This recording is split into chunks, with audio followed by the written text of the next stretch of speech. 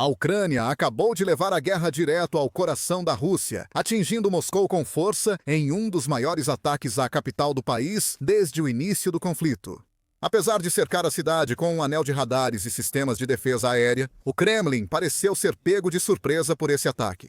Explosões ecoaram pela cidade e câmeras registraram densas nuvens de fumaça. É um dos sinais mais claros de que a Ucrânia está em ascensão e que Vladimir Putin perdeu o controle do próprio espaço aéreo.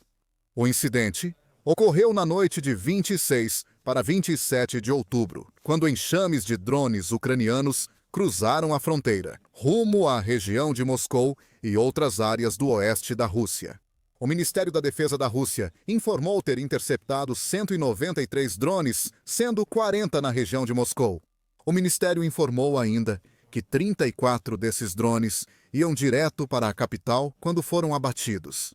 Com várias outras regiões, incluindo Kaluga, Briansk e Tula, também sendo alvo, 47 Vants sobrevoaram a região de Briansk, 42 sobre a região de Kaluga, 40 sobre a região de Moscou, incluindo 34 Vants voando em direção a Moscou, 32 na região de Tula, 10 em Kursk, 7 em Oriol, 4 em Rostov, 4 em Voronezh, 2 em Orenburg, 2 em Tambov, 1 em Belgorod, 1 em Lipetsk e 1 em Samara. O prefeito de Moscou, Sergei Sobyanin, também confirmou que dezenas de drones ucranianos têm como alvo a capital. Ele postou online durante toda a noite, afirmando que as defesas aéreas da cidade estavam repelindo com sucesso todas as ameaças que se aproximavam. Também alertou moradores sobre risco de destroços e recomendou que ficassem em casa. Enquanto isso, 2 dos 4 principais aeroportos de Moscou, Domodedovo e Chaikovsky, foram obrigados a suspender temporariamente as operações devido ao temor de mais atividades de drones na região. Não houve relatos de danos graves em Moscou, e o Kremlin rapidamente afirmou que conseguiu abater os drones de Kiev. No entanto, como sabemos pela experiência passada, as autoridades russas costumam ter uma relação muito flexível com a verdade. A Rússia manipula narrativas e estatísticas para favorecer seus interesses, ocultando informações do público. Na era moderna da internet, a verdade geralmente acaba vindo à tona. As redes sociais russas logo se encheram de postagens de pânico de moradores de Moscou, com fotos e vídeos do horizonte coberto por densas nuvens de fumaça. Moradores também relataram explosões altas sacudindo as ruas. E com quase 22 milhões de pessoas vivendo na área metropolitana de Moscou, não dá para saber quantos dos habitantes da cidade passaram a noite de 26 de outubro em estado de choque e medo, sentindo só uma fração do que civis inocentes de Kiev e outras cidades ucranianas vivem quase todas as noites. Enquanto enxames de drones e mísseis russos atingiam casas e estruturas ao redor. Canais russos dizem que um drone ucraniano atingiu um prédio de vários andares. Analistas sugeriram que o incidente pode ter sido causado por um sistema de defesa aérea russo errando o alvo e atingindo acidentalmente um aliado.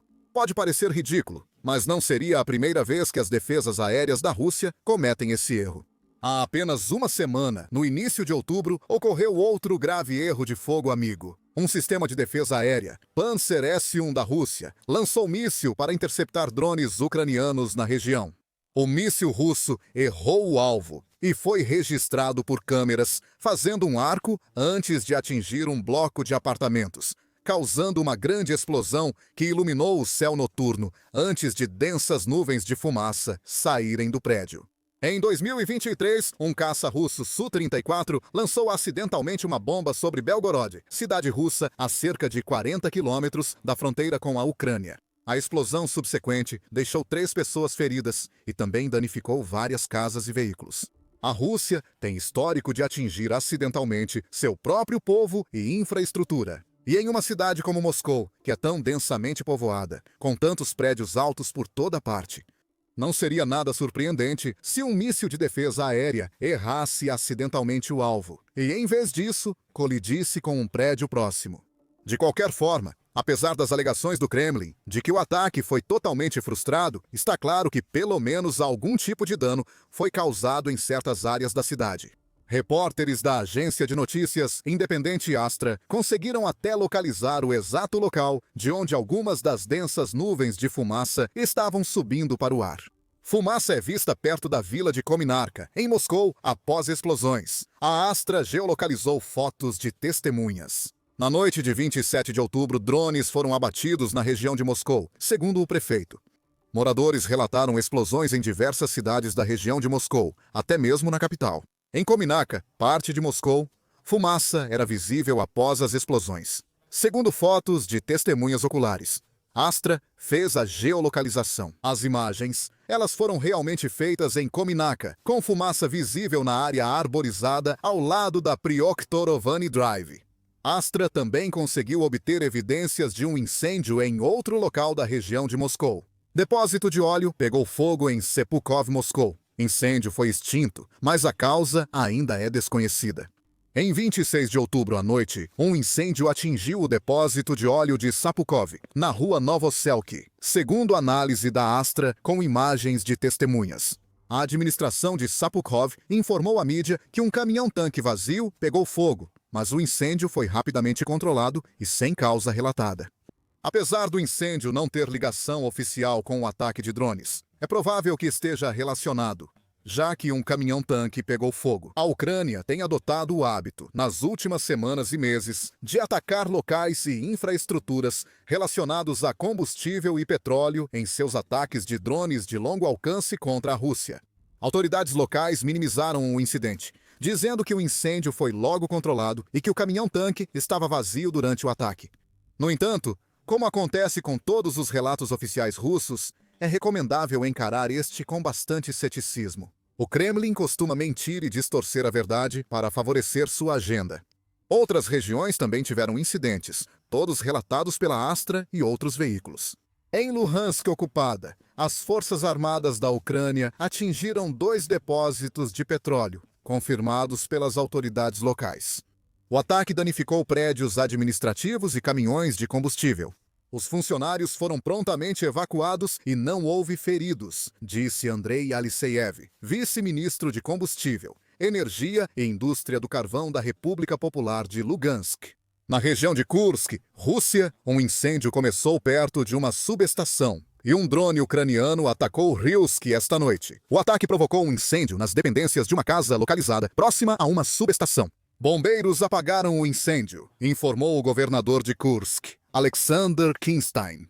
A região de Bryansk, ao norte da Ucrânia e na fronteira com Belarus, é frequentemente alvo de ataques de mísseis e drones ucranianos. Um micro-ônibus foi atingido, causando uma morte e vários feridos, segundo relatos da Astra. O motorista morreu após um ataque de drone kamikaze a um micro-ônibus em movimento na vila de Pogar, distrito de Pogarsky. O governador de Bryansk, Alexander Bogomas, informou. 5 passageiros também ficaram feridos. Todos foram rapidamente levados ao hospital, acrescentou ele.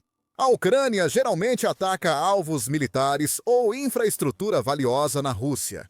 O incidente com a van parece ser uma espécie de anomalia. Pode ser que as autoridades russas não estejam contando toda a história aqui ou que a van tenha sido atingida inadvertidamente. De qualquer forma, Kiev ainda não comentou sobre esse incidente, mas parece que a grande maioria, se não todos, dos seus drones foram direcionados a alvos militares ou locais de infraestrutura crítica. No dia 26 de outubro, drones ucranianos foram vistos em vários aeródromos militares na Rússia, inclusive na região de Moscou. Andriy Kovalenko, chefe do Centro de Combate à Desinformação e Mídia Russa, confirmou online a presença dos drones de Kiev nesses locais. Na região de Moscou e outras áreas da Rússia, aeródromos militares estão sob ataque. A mídia russa informou que drones ucranianos atacaram um aeródromo com várias aeronaves russas, como Tupolev 160 Tupolev 95 Modernoizado Estratégico e Tupolev 22M3, bombardeiros estratégicos. As reportagens não especificaram o aeródromo atacado, mas segundo as informações divulgadas até agora. Como há poucos aeródromos militares perto de Moscou, é provável que o incidente tenha ocorrido em Chukolovsk, Kubinka ou ambos. Explosões também foram relatadas em 26 de outubro no aeródromo de Chaikovka e no aeroporto de Kaluga, ambos situados na região de Kaluga, a sudoeste de Moscou. Chaikovka abriga bombardeiros Tupolev 22 M3, enquanto o aeroporto de Kaluga provavelmente tinha outras aeronaves militares. Nenhum detalhe adicional foi divulgado sobre quais danos, se houver, foram causados aos aviões nesses locais. Tudo isso está ligado à campanha da Ucrânia contra aeródromos e bases militares russas. Na Operação Teia de Aranha, em 1º de junho de 2025, 4 aeródromos foram atacados por drones ucranianos, com várias aeronaves danificadas ou destruídas em um só dia. Em 26 de outubro, forças ucranianas fizeram um novo ataque bem-sucedido na região de Belgorod, Rússia. Forças russas avançaram nos últimos dias para capturar Vovchansk, cidade ucraniana perto da fronteira com Belgorod. O 16º Corpo de Exército das Forças Armadas da Ucrânia publicou um comunicado online sobre a situação. O inimigo tentou aproveitar ao máximo uma oportunidade. Após seca e verão muito quente, os rios Seversky, Donetsk e Vovcha secaram, facilitando a logística para o adversário. Reservas estavam acumuladas e ainda restavam folhas nas árvores. No geral, isso levou a um aumento acentuado da atividade na direção de Vovchansk.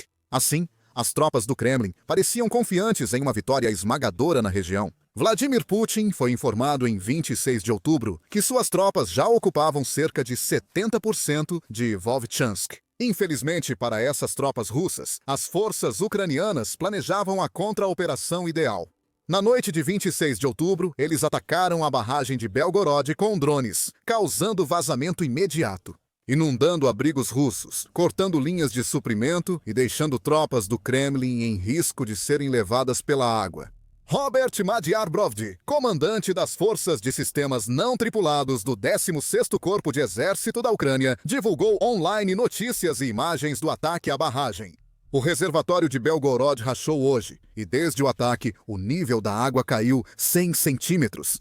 O ataque foi feito pelos Pássaros do 1º Centro das Forças de Sistemas Não Tripulados, criado a partir do 14º Regimento dessas forças. Com esse ataque, as forças ucranianas têm agora mais chances de reforçar suas posições em Vovchansk. As tropas russas provavelmente terão mais dificuldade para avançar e conquistar o território que tentam tomar recentemente. No geral, 26 de outubro foi um dia intenso para as ofensivas ucranianas. As forças armadas e operadores de drones do país atacaram diversas regiões na Rússia e territórios ocupados como Luhansk, causando danos incalculáveis, com incêndios e explosões ocorrendo em vários locais. Mesmo que Moscou não tenha sofrido danos significativos, segundo os dados e relatos mais recentes. O simples fato de Kiev conseguir enviar dezenas de drones para os céus da capital russa é algo muito significativo. Mostra o quão longe as forças armadas da Ucrânia chegaram. Quando a guerra começou, há mais de 3 anos e meio, Kiev só pensava em defender seu território, mantendo as linhas defensivas e repelindo sucessivos ataques e bombardeios russos. Não havia chance nem tempo para sequer pensar em contra-ataques, muito menos em ataques diretos a Moscou, o coração pulsante da cultura, do governo e da alta sociedade da Rússia. Agora, as coisas mudaram. A Ucrânia fortaleceu suas defesas e conseguiu tempo, recursos e chances para reagir ao inimigo, realizando uma série cada vez maior de ataques bem-sucedidos, não só em Oklahoma, mas também no interior da Rússia, a centenas de quilômetros de suas fronteiras. Assim, as forças de Kiev trazem a guerra ao povo russo e a Vladimir Putin. Durante anos, muitos russos viram a guerra como um conflito distante, sem impacto direto ou perceptível em suas vidas. Isso é especialmente verdadeiro para muitos que vivem em Moscou, a cidade mais rica da Rússia, onde a qualidade de vida é bem superior à de outras cidades e vilarejos do país. Lá, o público e as elites russas seguiam suas rotinas, aproveitando os confortos e luxos da cidade, sentindo-se distante dos campos de batalha caóticos e sangrentos de Donetsk, Luhansk e outros territórios ocupados na linha de frente. Muitos jamais teriam imaginado que veriam o dia em que drones ucranianos estariam zumbindo acima de suas cabeças ou lançando fogo sobre as ruas da capital. Mas tudo isso está começando a mudar, à medida que Kiev continua a ultrapassar os limites e a abrir novos caminhos com seus ataques profundos de drones. Agora, até os moradores de Moscou, considerado o local mais seguro da Rússia, vão hesitar antes de sair à noite. Eles vão começar a lançar olhares nervosos para o céu toda vez que ouvirem um som vago de zumbido, com medo de que outro drone ucraniano possa estar por perto. Eles vão olhar celulares e redes sociais por notícias de ataques ou evacuação. Pouco a pouco, isso vai afetar suas vidas e seus estados de espírito. E é exatamente isso que a Ucrânia espera. Quando Kyiv faz esses ataques, não visa só causar danos, iniciar incêndios e explosões devastadoras. Em vez disso, um dos principais objetivos é fazer com que o povo russo veja e sinta os efeitos da guerra em primeira mão. Isso, por sua vez, pode gradualmente influenciar a opinião pública, levando cada vez mais pessoas a condenar a persistência de Putin e pedir o fim da guerra. De uma vez por todas, isso já está começando a acontecer. Pesquisa do Centro Levada mostra que apoio à guerra está no menor nível já registrado. Só 27% acham que os combates devem continuar, enquanto 66% dos russos defendem negociações pacíficas e um cessar-fogo. Mais russos agora sentem o impacto da guerra em suas vidas. 22% afirmaram que o conflito afetou muito a si ou entes queridos, e 58% disseram ter sido impactados, ao menos em algum grau. Alguns perderam entes queridos no conflito, enquanto outros viram suas liberdades e finanças afetadas por sanções e restrições da guerra. Se drones ucranianos continuarem surgindo em cidades e vilarejos russos, esses números vão crescer nas próximas semanas e meses. Mais russos terão suas vidas afetadas pela guerra e sentirão medo de sair e manter suas atividades diárias. Mais pessoas vão se preocupar que possam ser mobilizadas e enviadas para lutar na linha de frente contra a própria vontade.